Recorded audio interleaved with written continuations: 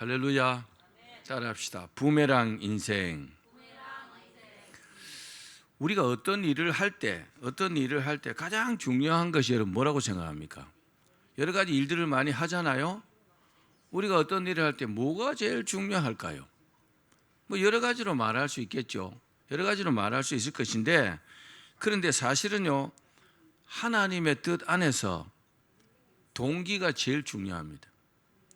내가 어떤 동기를 가지고 이 일을 하느냐, 이게 가장 중요합니다. 예를 들면 어떤 사람을 이렇게 도와준다고 합시다. 도와준다고 할 때 정말 그 사람이 불쌍해 가지고 긍휼한 마음으로 이 사람을 도와주면 정말 잘하는 거죠. 그런데 똑같이 도와주긴 하는데 어떤 의도를 가지고 자기 목적 달성을 위해서 어떤 사람을 이렇게 도와주면 이 사람이 도움받은 것은 맞는데 자기 목적 달성을 위한 거잖아요. 그렇죠? 이것을 하나님께서 평가하시는 거죠. 요즘 사기꾼들, 여러분 세상에서 제일 나쁜 사람이 사기꾼들입니다. 사기꾼들이나 또 악한 정치인들, 그 사람들은요, 처음 시작이 아주 악한 의도를 가지고 사기칠 목적으로, 정치적인 목적을 가지고 어떤 일을 이렇게 합니다. 결국 당하는 사람은 누굽니까? 사람들이 당하겠죠. 그리고 아주 이 사람들은 쾌재를 부릅니다. 사기에 성공했으니까, 또 악한 정치적인 의도가 성공을 했으니까. 그거로 끝나면 하나님은 살아계시지 않는 겁니다. 그런데 그들이요, 결국 그 일 때문에 사기친 것이 발각돼 가지고 깜빵에 가지요. 그죠? 또 악한 정치인들도요, 자기의 그 악한 어떤 의도로 한 그 일 때문에 자기의 일을 그르치게 되는 겁니다. 그래서 우리 갈라디아서 6장 7절 말씀을 읽어봅시다. 시작. 사람이 무엇으로 심든지 그대로 거두리라. 행한 대로 받게 된다는 거죠. 심은 대로 거둔다는 겁니다. 콩을 심었으면 콩이 나는 것이 당연한 겁니다. 잡초를 심지는 않겠지만 잡초를 심고요, 콩을 거두려면 안 되는 거잖아요. 그렇죠? 근데 이 사기꾼들은 그렇게 한다는 겁니다. 내가 심은 대로 거두게 된다는 겁니다. 내가 좋은 의도를 가지고 정말 좋은 마음으로 어떤 일을 했다면 사람은 몰라도 누가 안다고요? 하나님은 아십니다. 하나님 아시기 때문에 그에 응당하게 벌을 주든지 상을 주든지 그렇게 된다는 겁니다. 아멘. 부메랑 효과라는 말 여러분 들어보셨죠? 이게 무슨 말입니까? 자기가 한 어떤 행위가 다시 자기에게 돌아오는 것을 말합니다. 부메랑 아시죠? 이게 낫 비슷하게 생긴데 이렇게 딱 던지면 슉 날아가고 탁 자기 손에 돌아옵니다. 이것을 부메랑 효과라고 합니다. 다른 말로 하면 뭡니까? 심은 대로 거둔다, 이렇게 말할 수 있습니다. 성경에는 이런 부메랑 이야기가 많이 있습니다. 대표적으로 남에게 대접을 받고자 하는 대로 남을 대접하라. 이게 무슨 말이냐? 황금률이라 합니다. 황금률. 내가 대접받고 싶어요. 그럼 대접을 먼저 하라는 거죠. 또 주라, 그리하면 너에게 줄 것이니 곧 후히 되어 누르고 흔들어 넘치도록 안겨주리라. 받고 싶으면 주라는 겁니다. 악을 심으면요, 그 악을 그대로 거둡니다. 제가 재미난 이야기 하나 해드릴게요. 어떤 청년이 농사를 지으면서 살았어요. 근데 어느 날 이웃집 농사 짓는 아저씨하고 막 크게 싸웠어요. 그러니까 감정이 좀 안 좋아졌잖아요. 어떤 생각이 들까요? 악한 생각이 들었어요. 그래서 이 청년이 어떻게 했느냐, 화가 잔뜩 나가지고 잡초씨를 구해가지고 그 이웃집 아저씨 밭에다가 다 잡초씨를 뿌렸어요. 여러분, 잡초는요 심지 않아도 잘 자랍니다. 근데 심었으니까 얼마나 잘 자라겠어요. 그 시간이 좀 지나서 보니까 그 이웃집 아저씨가 잡초를 뽑는다고 막 고생하거든요. 속으로요 엄청 고소했어요. 잘 됐다 이러면서 일시적으로는 이렇게 쾌재를 부를 수가 있습니다. 그런데 그걸로 끝나면 안 되는 거잖아요. 근데 그러다가 이 청년이요 그 이웃집 아저씨 딸하고 눈이 맞았어요. 그러고 연애를 하게 된 겁니다. 그냥 막 서로 좋아해갖고 아이고 덜커덩 결혼을 했네. 그 이웃집 아저씨가 이제 장인 어른이 된 거잖아요. 근데 이 장인 어른이요 이 청년에게 그 잡초밭을 물려줬어요. 농사 지으라고. 근데 이놈의 밭이 어떻게 해요? 그는 뭐 잡초가 날마다 뽑아도 또 나고 또 나고 또 나고. 그리고 언제까지 잡초 뽑다가 살았대요. 잡초를 심었으니까 잡초를 거둔 겁니다. 악을 심었으니까 악을 거둔 겁니다. 또 이와는 반대로 선을 심으면요 선이나 존경을 거둡니다. 여러분 사람들이 그러죠. 일반적으로도 착하게 살아라 그러죠.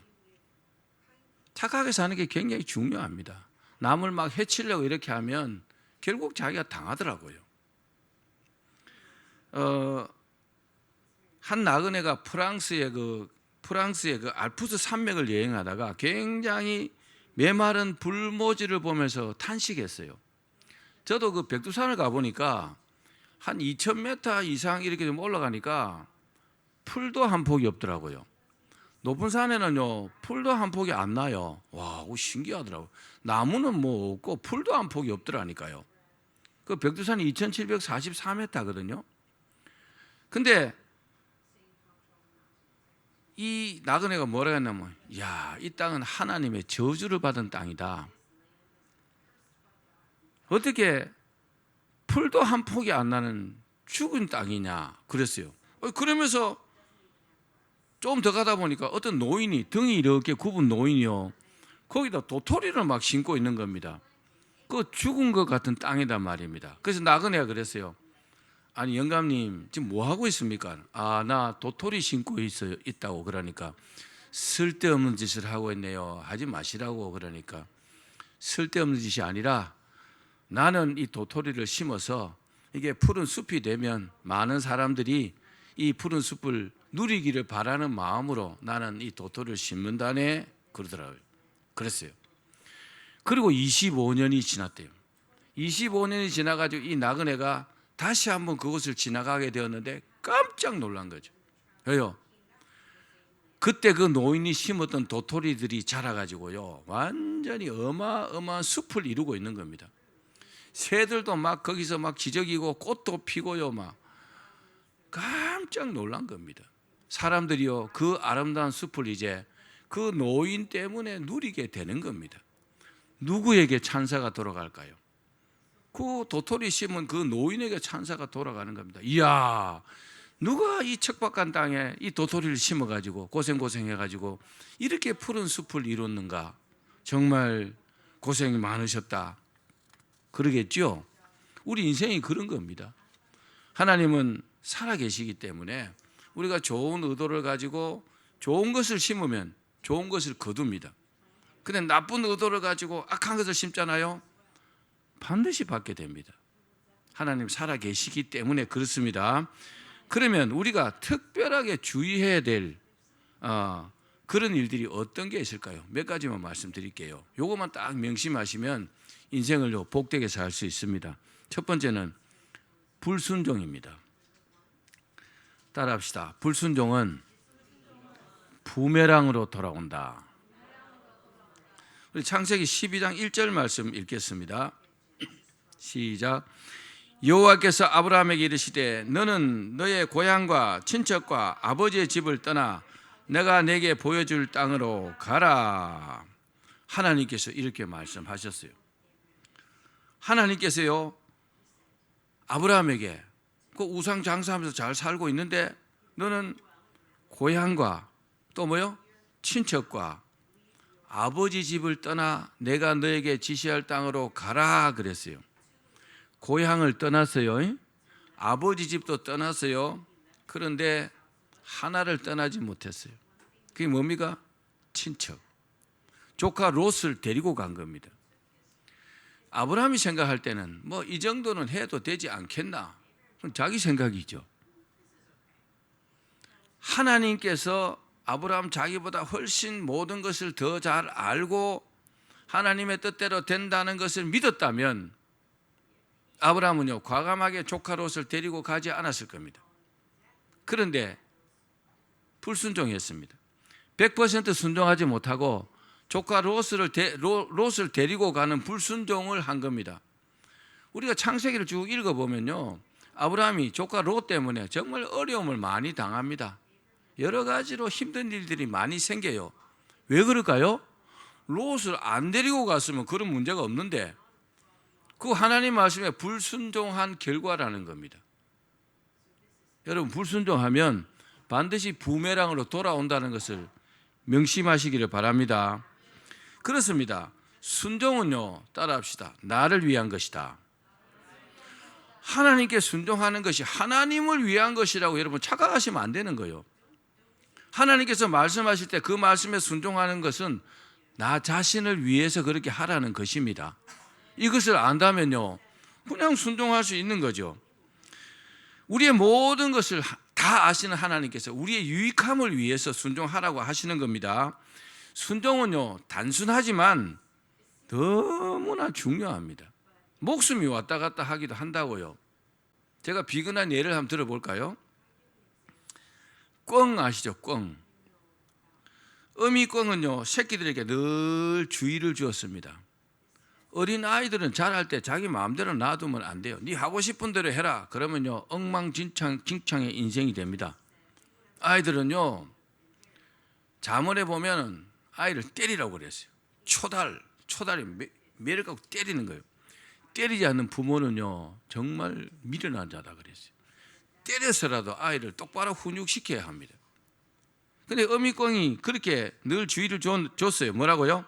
먹이를 찾아 먹을 때 입으로는 먹이를 먹되 귀로는 이 엄마의 목소리에 귀를 열어놔라.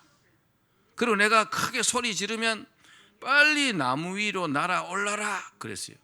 참 간단하잖아요. 그죠? 너희가 죽지 말고 살아라는 거잖아요. 그렇죠? 명심해야 되겠죠? 하나님께서도요 이렇게 단순하게 말씀하세요. 뭐 어렵게 말씀하지 않습니다. 꼭 지켜야 합니다. 왜요? 목숨이 달린 일이기 때문에. 그리고 꿩 새끼들은 엄마와 거리가 멀지 않은 곳에서 이제 먹이를 먹으면서 입으로는 먹이를 먹고 귀로는 엄마의 그 목소리에 귀를 활짝 열어 놓았습니다. 근데 그중 한 마리가 꼭 우물한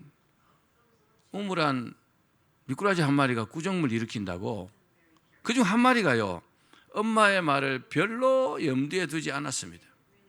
제가 설교하는 목사지만은 목사가 설교하면요 여러분 설교를 듣는지 안 듣는지요 다 알아요. 눈에 보여요. 그게 말씀을 잘 듣고 말씀대로 하는 사람들은 결국은요 삶이 형통합니다. 근데 말씀을 대수롭지 않게 한쪽 귀를 듣고 한쪽 귀를 흘러버리면 이 말씀이 내 안에서 머물러야 되는데 나중에 그게요 문제가 된다는 겁니다. 꼭 그중 한 마리가 먹이를 먹여 정신 팔려가지고 엄마의 말을 별로 염두에 두지 않았기 때문에 막 먹이를 먹다 보면 엄마하고 멀리 떨어지지 말라 그랬잖아요. 근데 막 거리가 멀어진 겁니다. 그때 여우 한 마리가 꿩 새끼를 발견하고 가까이 다가가는 것을 엄마가 딱 봤어요. 엄마 꿩이 막 소리를 질렀습니다. 그러니까 가까이 있는 꿩들은요 푸르륵 날아 올라가고 나무 위로 싹 올라갔어요. 여우는 날지 못하잖아요. 그러니까 안전해요. 근데 꼭 말 안 듣는 그 꿩 새끼 한 마리는 그만 여우에게 덜그덩 잡혀 먹히고 말았다는 겁니다. 여러분 순종은 단순하지만 너무나 중요하다는 사실을 믿으시길 바랍니다. 불순종하면요 그 불순종의 부메랑이 결국은 자기에게 돌아온다는 겁니다. 불순종했기 때문에 문제가 생긴 겁니다. 그렇습니다. 아브라함이 처음에 부름을 받았을 때 믿음이 별로 없었어요. 믿음이 별로 없었기 때문에 하나님의 말씀에 순종하지 못하니까 자꾸 문제가 생기는 겁니다. 문제가 왜 생긴다고요? 순종하지 않으니까 자꾸 생기는 거예요. 자기는 순종한다고 하는데 사실은요 순종하지 않는 겁니다. 그 여기서 막 불협화음이 생겨 저기서 문제가 생기고 막 그런 겁니다. 이처럼 인생은요 부메랑처럼 자기가 던지고 자기가 받는 겁니다.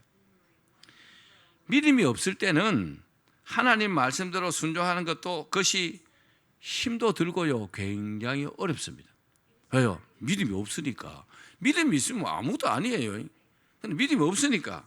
그러나 하나님의 말씀에 순종하지 않음으로 인해서 어려움을 탁 당하고 나면 어려움이 생겼어요? 그럼 뭐가 생각날까요? 아, 하나님 말씀 내가 순종하지 않았구나. 이게 생각이 나요. 그러면 하나님의 말씀에 순종해야 된다는 사실을 뼈저리게 그때 이제 느끼게 되는 겁니다. 그래서 후에는 아무리 빨리 해도 늦다. 뭐 그런 말도 있는 겁니다. 제가 목회하면서요 가장 가슴 아팠던 일이 있었습니다. 지금도 생각이 나요. 지금도 그 일을 생각하면요 막 눈물이 나요. 무슨 일이냐?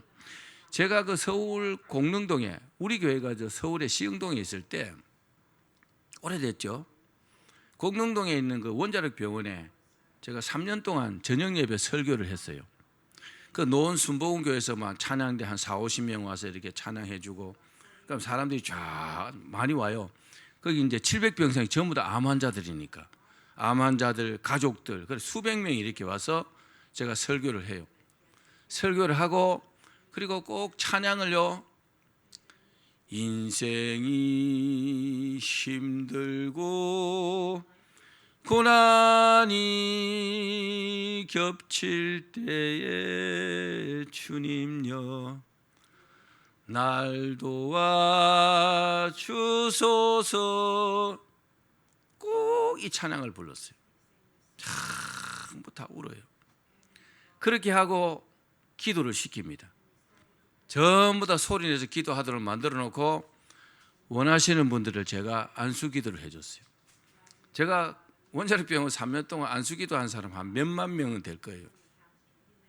근데요 기도 받는 사람도 있지만 안 받는 사람도 많은데 굉장히 많은 사람들이 거기는 이제 1인용 의자로 이렇게 되고 극장식으로, 그러니까 바닥에 나와서 세면 콘크리트 바닥에 거기에 탁 무릎을 꿇고 저에게 안수를 받았습니다. 그 중에 수많은 사람들이요 저에게 한 말이 지금도 기억이 나는 겁니다. 목사님, 기도하시면서 하나님께 제가 이제부터는 100% 제가 순종할 테니까 한 번만 살려달라고 좀 기도해 주십시오. 그 시한부 인생들 짧게는요 3개월밖에 못 살아요. 3개월, 6개월, 1년, 2년 시한부 인생들입니다. 다시는 제가 하나님 말씀에 불순종하지 않겠습니다. 한 번만 기회를 달라고 기도해 주십시오. 그러면서 막 닭똥 같은 눈물을 흘려요. 제가 할 수 있는 게 뭡니까? 제가 기도해 줄 수 있는 것밖에 없어요. 고치고 안 고치고는 하나님께서 하시는 거죠. 자기가 그렇게 암이 걸려갖고 사경을 해물지는 몰랐다는 거죠. 자기가 암에 걸려가지고 시한부 인생이 될지는 몰랐다는 거죠. 근데 돌이켜보니까 자기가 다른 건 잘못한 게 없는데 하나님 말씀에 불순종한 것 같다고 그렇게 후회들을 하더라고요. 여러분, 우리가요 하나님을 정말 신으로 우리가 믿는다면 하나님 말씀에 100% 순종해야 합니다. 99%가 아니고 그냥 100% 순종하면 다 우리의 유익을 위해서 그걸 하라고 하는 건데 내 생각을 거기다 가미하면 순종하지 못하게 됩니다. 이 불순종하면 그 불순종의 부메랑이 결국은 우리 자신에게 돌아온다는 것을 꼭 명심하시기를 바랍니다.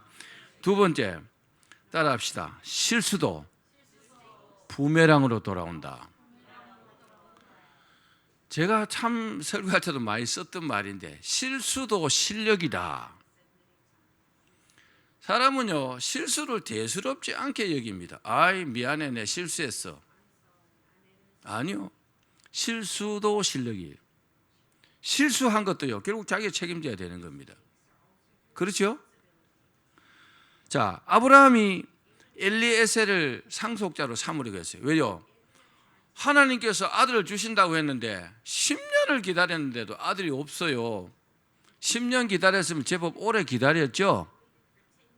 그래도 하나님 믿는다면 주실 때까지 기다려야 되는데 자기 생각에는 이제는 안 되겠다. 안 되겠다 생각하고 자기 종 중에서 가장 유력한 자 엘리에셀을요 상속자로 삼으려고 했어요. 그때 하나님께서 말리셨어요. 자, 우리 창세기 15장 4절 말씀 읽어봅시다. 시작. 여호와의 말씀이 그에게 임하여 이르시되 그 사람이 내 상속자가 아니라 내 몸에서 날짜가 내 상속자가 되리라 하시고 아니라고 가르쳐 주셨어요. 여러분, 하나님께서요 우리가 믿음으로만 하면은 우리가 잘못된 길로 가려고 할 때 탁 막아주십니다. 기억하십시오. 그런데 아브라함은요 하나님의 이 말씀을 믿고 끝까지 기다려야 되는데 결국은 사고를 치고 말았습니다. 어떤 사고를 쳤을까요? 자기 부인 사라가 자기 그 종을요 이제 종 하갈, 여종 하갈을요 이렇게 주면서 뭐라고 했어요? 이 여자하고 동침해서 아들을 낳아라. 참 그 부인도 대단하긴 대단해요. 그죠? 다 포기하고 그러긴 했겠지만, 그러나 아브라함이 하나님을 믿었다면 그렇게 하지 않았어야 되죠. 그죠?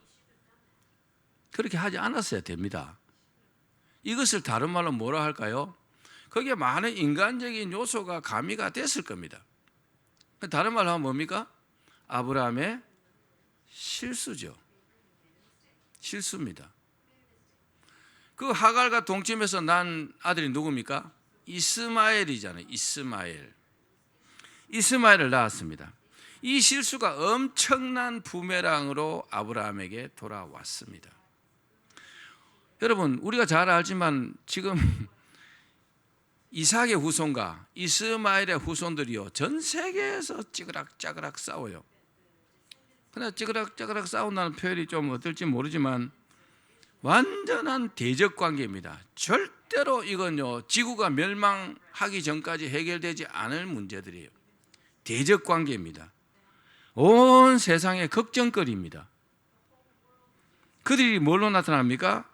그 아프가니스탄을 점령한 탈레반, 또 폭탄 테러로 전 세계를 경악케 하는 IS, 잘 아시죠? 또 이 이스마엘의 후손들이요 이슬람교를 믿는 사람들은 그냥 사람 죽이고 어쩌고 하는 것을 자기들 자기들 경에 그렇게 하도록 되어 있거든요. 많은 사람들을 죽이고 그러면 천국에 가고 뭐 부인도 7명 얻게 되고 돈도 많이 얻게 되고 참 어떻게 그런 것을 또 믿는가 몰라요. 선을 가르치도 못하는데 악을 가르치고 그게 옳다고 생각하고 조금의 양심의 가책도 없어요. 그러니까 어떤 선한 사람들하고 함께 살기는 어려운 사람들이죠. 왜 그렇게 됐다고요? 아브라함의 실수로. 이스마엘이 태어나니까 그렇게 된 겁니다. 아브라함 한 사람의 실수 때문에요 전 세계가 지금 이렇게 어려움을 겪고 있는 겁니다. 여러분, 실수하면 그 실수가요 자기에게 부메랑으로 돌아옵니다. 그래서 시행착오를 하지 않고 실수하지 않도록 정말 신중하게 무슨 일을 이렇게 하셔야 합니다. 세상에 100%는 하나님의 말씀밖에 없어요. 사람을 믿기도 어렵습니다. 또 우리 미래일도 잘 몰라요. 그래도 어떤 좋은 의도를 가지고 했다면 하나님은 아십니다.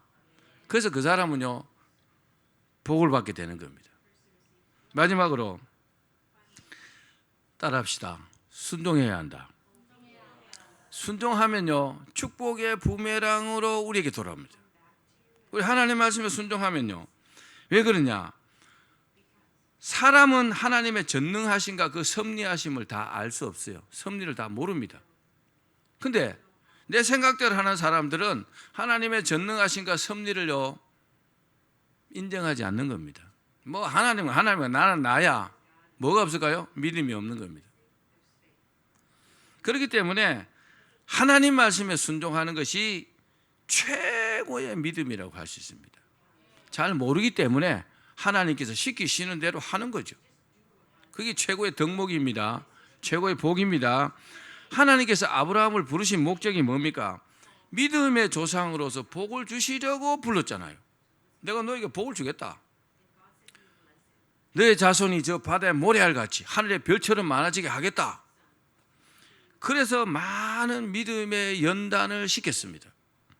그리고 때가 돼서 하나님께서요, 눈에 넣어도 아프지 않을 이삭을, 아들을 주셨잖아요. 그것도 100살의 말입니다. 얼마나 여러분 아브라함이 기뻤을까요? 그렇게 했죠. 100살 된 영감님이, 할아버지가 손자가 아니고 아들을 얻었으니까 이야, 막 눈에 넣어도 아프지 않겠죠. 얼마나 이뻤을까요? 정말 너무너무 좋아했고 사랑했습니다. 그런데 그러던 어느 날 정말 청천벽력 같은 하나님의 말씀이 아브라함에게 임했습니다. 한 15살, 17살 요 정도 됐어요. 이삭이요. 하나님께서 뭐라고 하셨어요? 우리 한번 읽어볼까요? 창세기 22장 1절과 2절 말씀입니다. 시작. 그 일 후에 하나님이 아브라함을 시험하시려고 그를 부르시되 아브라함 하시니 그가 이르되 내가 여기 있나이다. 여호와께서 이르시되 내 아들 내 사랑하는 독자 이삭을 데리고 모리아 땅으로 가서 내가 내게 일러준 한 산 거기서 그를 번제로 드리라. 순양을 번제로 드리는 게 아니고 그를, 누구요? 이삭을 번제로 드리라. 번제가 뭡니까? 칼로 죽여갖고 각을 떠갖고 불에 태워갖고 하나님께 드리는 제사가 번제입니다. 그를 번제로 드리라. 와, 믿음이 없는 사람들은요, 그 순간에 바로 하나님과 결별할 겁니다. 난 하나님 안 믿어. 그렇게 할 겁니다. 왜 하나님께서 이렇게 하실까요? 우리에게도 그렇게 합니다. 왜 이렇게 하실까요? 아브라함이 하나님을 진심으로 사랑하는지 한번 보겠다는 겁니다. 왜 보겠다는 겁니까? 진심으로 사랑하는지 보고 엄청나게 복을 주겠다는 겁니다. 합격하면. 여러분, 서울대학교 입학시험 치는 사람이 다 서울대학교 들어갑니까? 걸어는 들어갈 수 있어요. 학생으로서는 합격한 사람만 가잖아요. 그렇죠? 이건 굉장히 중요한 사실입니다. 하나님께서 이렇게 하라 그러실 때는 이유가 있는 겁니다. 그런데 그것을 싹 무시하고 자기 마음대로 하면 다른 말로 하면 뭡니까? 복을 안 받겠다는 겁니다. 하나님의 그 오묘하고 깊은 뜻을 헤아려 보지도 않고 자기 마음대로 생각하는 거죠. 뭐 하나님이 계시지 않다면 마음대로 해도 됩니다. 그러나 이 순종이라는 단어는요, 내 생각은 하나도 없어야 돼요. 근데 아브라함은 그 하나님의 말씀을 듣고 어떻게 했습니까? 자기 부인하고 상의하지 않았어요. 아들을 부인하고 같이 낳았잖아요. 혼자 낳은 게 아니고. 보통 사람 같으면, 보통 남편들 같으면 부인 불러다가 의논할 겁니다. 하나님께서 이렇게 바치라는데 어떻게 할까? 그러면 그게 제대로 될까요? 사라가 아마 그랬을 거요. 아, 이제 당신도 노만기가 들어가지고 갈 때가 다 됐구만. 그러면서 아이 데리고 저 어디 도망가 볼 겁니다. 믿음이 없으면. 그래서 아브라함은요, 아, 이 일은 누가 상의할 것이 아니고 하나님의 말씀에 그냥 순종해야 된다. 창세기 읽어보십시오. 어디에 사라하고 의논했고 모리아 산으로 뭐하러 가는지 전혀 기록이 없습니다. 그냥 순종한 겁니다. 할렐루야. 이건 굉장히 여러분 중요한 요소입니다. 그래서 아브라함은 하나님의 그 시험에 100점으로 합격한 겁니다. 100점으로 말입니다. 아브라함이 한 건 뭡니까? 순종한 것뿐입니다. 제가 지난 주간에 어떤 사람 만나가 이런 이야기를 했어요. 식사하면서 열심히 한다고 되는 게 있습니까? 이러니까 뭐 거기 대해서 이러고 저러고 하죠. 열심히 해서 다 잘 된다면 세상 일이 안 될 일이 어디 있습니까?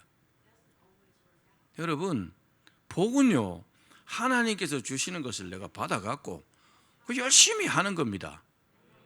그래야 복 받는 거죠. 하나님께서 복을 안 주시는데 어떻게 복을 받아요? 잘 되려고 하면요, 복 못 받은 사람은 어떻게 하냐? 잘 되려고 하죠? 하나님께서 안 되게 하십니다. 무너뜨리신다 그랬어요. 근데요, 복 받은 사람은요, 잘 못하죠? 하나님께서 막 도우셔갖고 막 되게 하십니다. 아브라함은 그런 사람이요. 아브라함이 하나님께 이삭을 번제로 드리려고 하니까 누가 협조했어요? 이삭이 협조했잖아요. 근데 부전자전이다, 부전자전. 그 아버지의 그 아들. 아버지가 믿음이 좋으니까 아들도 믿음이 좋은 겁니다.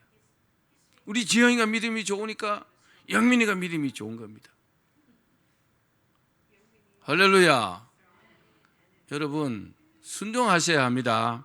순종밖에 없습니다. 자, 이 시험에 대해서 하나님께서 이렇게 평가를 하셨습니다. 우리 한번 읽어볼까요? 창세기 22장 12절 시작.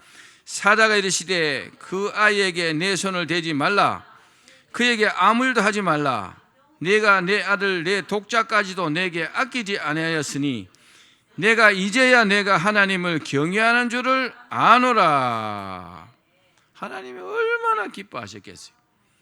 여러분, 하나님께서요, 아브라함에게 복을 주시려고 막 안달이 나신 분입니다. 근데 그냥은 안 주겠다는 겁니다. 순종하면 주겠다는 겁니다. 근데 순종하면 이게 뭡니까? 시험이잖아요. 테스트입니다, 테스트.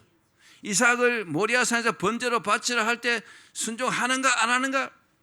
정말 어떤 아브라함 입장에서 보면 최악의 시험입니다. 어떻게 이런 걸 하라고 할 수가 있어? 그래도 순종했다는 겁니다. 복 받았죠? 하나님께서 100점을 매기셨어요. 자, 그러면 아브라함은 어떤 믿음으로 이 시험에 임했을까요? 히브리서 11장 19절입니다. 시작. 그가 하나님이 능히 이삭을 죽은 자 가운데서 다시 살리실 줄로 생각한지라. 아브라함의 믿음은요, 무에서 유를 창조하신 하나님께서 뭐 내가 이삭을 죽여도 살려주실 거다, 그렇게 믿었다는 겁니다. 진짜 하나님 믿은 거 맞죠? 여러분의 기업이나 여러분의 여러 가지 상황이 좀 힘들고 어려워서 정말 망할 것 같아요. 그래도 하나님 믿으셔야 합니다. 아니, 망해도 하나님 믿어야 합니다. 뭐 이렇게 세우실 분은 하나님이시니까요. 저는 공장하다 망해본 사람이잖아요. 망하면 비참해요. 그거 다시 회복하는데 정말 오래 걸립니다. 회복 못할 수도 있어요. 그래도 믿어야 합니다. 자, 왜 그렇게 됐는가를 찾아봐야 돼요. 이게 굉장히 중요합니다. 왜 하나님께서 사랑하시는 자의 기업을 이렇게 망하게 하실까? 이유가 있겠죠. 그 이유를 찾으면 회복할 수 있는 이유도 찾은 겁니다. 그게 회개가 필요하면 회개하면 돼요. 결단이 필요하면 결단하면 돼요. 헌신이 필요하면 헌신하면 되는 겁니다. 여러분이 그러시기를 바랍니다. 그렇습니다. 아브라함의 순종은요, 최고의 복이라는 부메랑으로 아브라함에게 돌아왔어요. 우리 창세기 22장 15절에서 17절 말씀 읽겠습니다. 시작. 여호와의 사자가 하늘에서부터 두 번째 아브라함을 불러 이르시되 여호와께서 이르시기를 내가 나를 가리켜 맹세하노니 내가 이같이 행하여 내 아들 내 독자도 아끼지 아니하였은즉 내가 내게 큰 복을 주고 내 씨가 크게 번성하여 하늘의 별과 같고 바닷가의 모래와 같게 하리니 내 씨가 그 대적의 성문을 차지하리라. 아멘. 하나님 너무너무 아브라함을 기뻐하셨어요. 뭐 때문에요? 순종하니까. 여러분, 우리도 순종합시다. 하나님 말씀에 순종하면요, 무조건 최고의 복을 받습니다. 그리고 그 복을 받은 이유까지 말씀했어요. 이것도 읽어봅시다. 창세기 25장 18절입니다. 시작. 또 내 씨로 말미암아 천하 만민이 복을 받으리니 이는 내가 나의 말을 준행하였음이니라 하셨다 하니라. 아브라함, 너도 복 받고 천하 만민이 복 받을 건데 그 이유가 네가 내 말에 순종했기 때문에 그렇다, 이 말씀이잖아요. 여러분 순종은요 부메랑으로, 축복의 부메랑으로 돌아옵니다. 아브라함의 순종은 엄청난 축복의 부메랑으로 돌아왔습니다. 아브라함은요 이 일 이후에 정말 복받고 살았어요. 아브라함은 175세를 살았습니다. 많은 자손을 낳고 정말 복되게 살았습니다. 그리고 하나님께 최고의 찬사를 얻은 사람이잖아요. 아브라함을 보고 하나님께서 너는 내 친구다 그랬어요. 너는 나의 벗이다 그랬어요. 유일하게 딱 한 사람, 우리 인류 중에 딱 한 사람, 아브라함입니다. 아브라함의 순종이요 그런 찬사를 받게 된 줄로 믿으시기를 바랍니다. 아브라함은 복받았어요. 이삭도 복받았잖아요. 이삭이요 가뭄 때에 우물을 파니까 파는 우물마다 물이 콸콸 나왔어요. 그리고 목축업 하는 사람이 농사를 지었는데 그 해에 100배를 얻어가지고 점점 부강해져 가지고 마침내 뭐가 됐댔어요? 거부가 되었다. 거부라는 말이 뭡니까? 클 거자서 큰 부자가 됐다는 겁니다. 아브라함 때문에 이삭도 복받고 후손들도 복받고 순종해야 되겠죠. 순종은요 뭐로 돌아온다고요? 축복의 부메랑으로 돌아옵니다. 순종하면요. 말씀을 맺겠습니다. 여러분 우리가 심은 대로 거둔다는 것 잊지 마시기를 바랍니다. 그래서 내 마음속에 악한 마음이 있다, 빨리 회개하셔야 합니다. 나쁜 생각이 있다, 그 나를 망하게 만드는 겁니다. 하나님께 회개하고요 마음부터 고쳐 먹어야 합니다. 하얀 도화지 같은 그런 마음, 순백색의 그런 마음들이 되어야 합니다. 거기에 하나님께서 마음대로 쓰실 수 있도록 우리가요 그런 마음을 제공해야 합니다. 그렇습니다. 언제나 하나님의 말씀을 믿고 순종하면서 선한 삶을 사시기를 바랍니다. 이게 사람의 도리예요. 또 우리는 하나님의 자녀잖아요. 더더욱이 그렇게 해야 합니다. 그러면 그것이요 반드시 부메랑이 되어서 우리에게 하나님의 축복으로 돌아옵니다. 다 그렇게 되시기를 주의 이름으로 축원합니다.